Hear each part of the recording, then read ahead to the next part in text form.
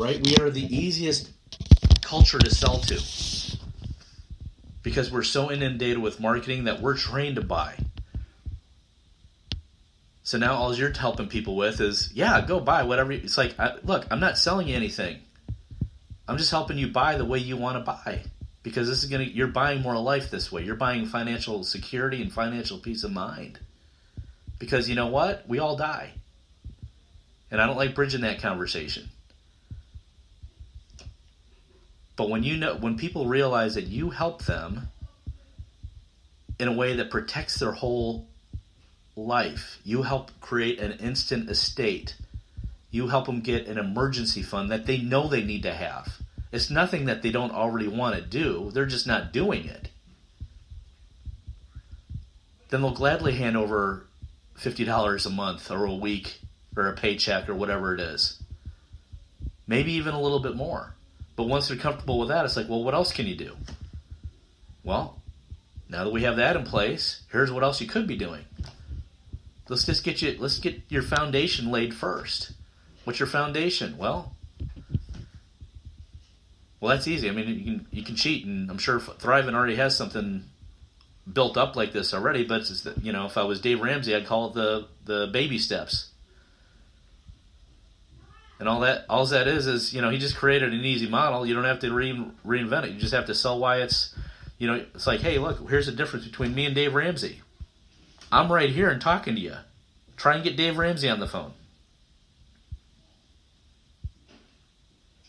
He makes his money in advertising. He makes money in other ways too, but the most of it's in advertising. He sells advertising because he has a number 3 talk show in the world. He's a good guy. He preaches a good thing. He doesn't need to be a financial advisor because people are going to listen to him. So that's the difference. You just get to sell the difference and show people the difference and let them choose. But first and foremost, you got to come from a place of integrity. Right? Are you walking the walk? Are you talking the talk?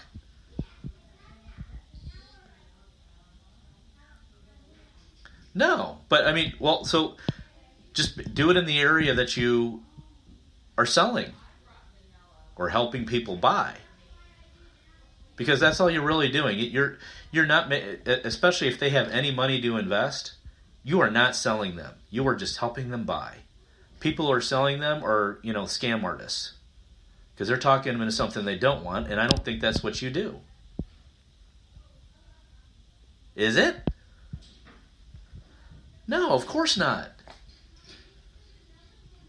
You have legitimate stuff that helps people, and that's all your heart wants to do. Because that's what makes it feel good.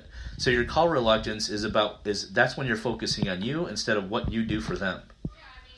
Because, dude, you're a servant. You're a servant of the people, and you just got to get this message out. And that's all I want to do. Is help you do that better. One, in the accountability group, right? I want you to be accountable to that, your why, your purpose, your context. And then the other thing is, I want you to buy my services too, because I just put a podcast together, and I pull everything that you just talked about out there on social media. We're not even talking numbers.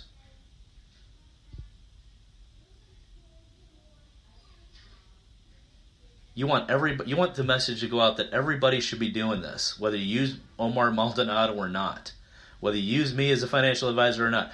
I need everybody to realize you don't have to do a lot of stuff different to make a huge difference in your life.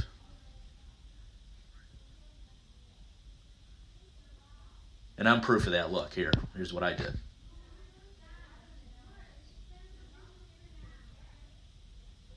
Your competition isn't the other financial advisors in the world.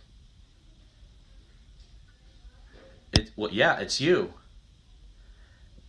Well, and the biggest competition is all your pet peeves. Right? The water cooler advisors. Right? Those seeking unwise counsel. The people who are doing nothing. That's your biggest and first and foremost. That's why it's your pet peeve. They're not doing anything. Why are they not doing anything? Because they think they don't have to. And then the third thing is just being present to what a little tiny freaking change can do for their life.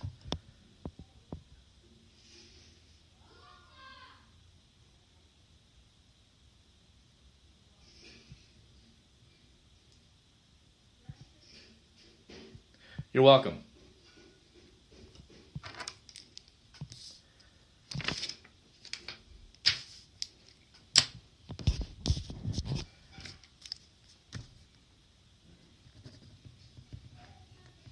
Yep.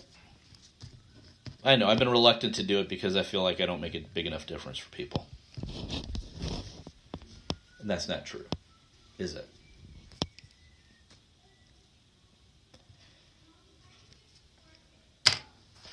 Yeah. Well, look, you're wanting to call people now because you know why you need to call them. It's not about Omar anymore. It's about them. And that's all they care about is them. It's not anything you don't already know. They're out. Everybody's tuned into that. What is it? What's the acronym? The radio station. W. What is it? IIFM. What's in it for me? That's the only radio station they're tuned into. They want to know how you're going to help them and serve them. And here's how I do it. I just get people present to, a few simple changes that'll make a huge $100,000 difference first and foremost. If I can't make a difference there, then maybe I can't help them. But it doesn't take that long to figure it out. And then the other thing I'm battling against is all this water cooler conversation. Because people think they know what they're talking about, and 80% of the people do not. And they're listening to the wrong people.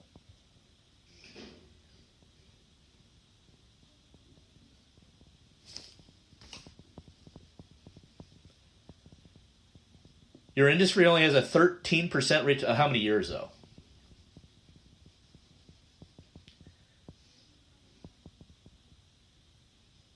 First 3 or 4 years. Wow. I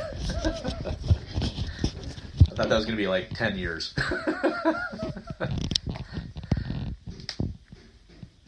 Well, how long you been in it? 4 years. So you're already a part of an elite group. You're in the top 15%. 85% have already fallen off. Yeah. Yeah.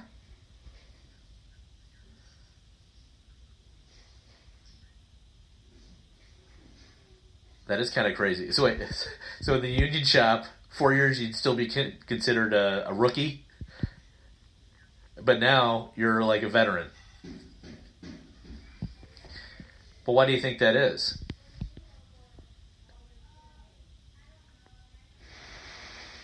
So think about it logically for a second. And here's the way I think about it. The reason that is because skill develops differently over time when you're using your hands and your, whatever that union does. And it's a good thing, right? It's a skilled trade. Because, it's like the same thing for the plumbers. It's like, oh yeah, I can begin to apply for my master plumber at 5 years apprenticeship. I was talking to another guy, right? And I'm like, wow, you can't do it faster than that? He's like, nope. Because you have to have the time and you have to log the hours. Same thing for, being a captain of a ship. You have to log the hours. But here, the difference becomes, one, attrition. People don't stay in the industry because they're not making it financially, or they're worried about, it's like, oh, I can make some, it's a abundance versus a scarcity mindset. So they get out. Oh, I can make more money doing this, right? But the people who are passionate and, live by their heart and truly wanting to help people, those ideally are the ones that stick around the longest. Some of them, there's some of them too. There's like they just make too much money and money corrupts and, it can. There's not, absolutely not. In fact, I believe that, if you're a good person, you should make more money. because you're going to do more good in the world with it. You're going to give more. You're going to be more charitable. You're going to, hire people with the right mindset to do great things.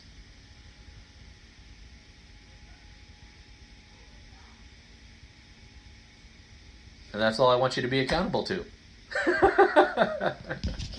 You're welcome. Yeah.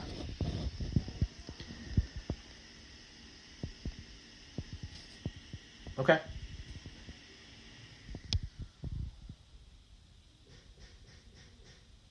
Yeah.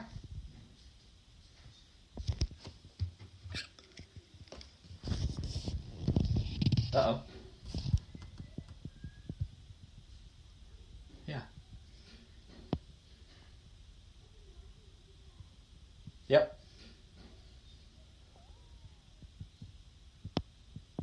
Yeah, it was probably Spreaker.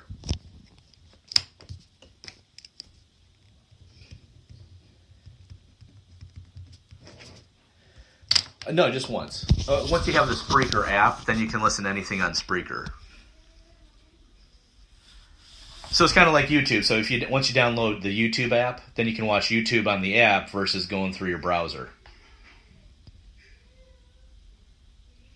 Yeah, that's all. Yeah, then it's easy. But and I'll send over the paperwork. I keep saying I was going to do it, but I'll get it over to you because I have to get a few people's out. All right, my man. Hey, I appreciate you, and let's get this accountability group rocking. Because again, it's easy to do, and if it's easy to do, it's easy not to do. So let's make sure we do it. All right, go get your calls in. Thanks, Omar. Bye.